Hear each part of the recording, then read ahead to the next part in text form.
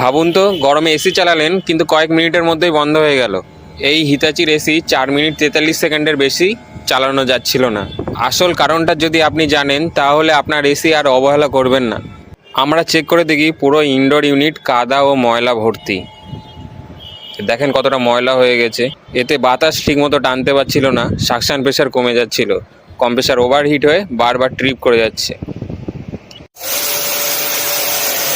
তারপর কয়েলটাকে আমরা ভালোভাবে পরিষ্কার করে নিলাম। এখানে সার্ভিসিংয়ের পর মেশিন 3:31-এ চালিয়ে দিয়েছি।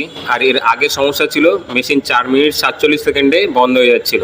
তো চলেন এটা কন্টিনিউ চলছে কিনা দেখাচ্ছি। তারপরে তখন থেকে কন্টিনিউ মেশিনটা চলছে আর এখন বাজে হচ্ছে আপনার 3:57।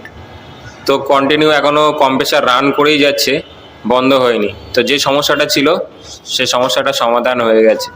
এখন কুলিং দিচ্ছে পুরো পারফেক্ট, চিল ঠান্ডা হচ্ছে রুম।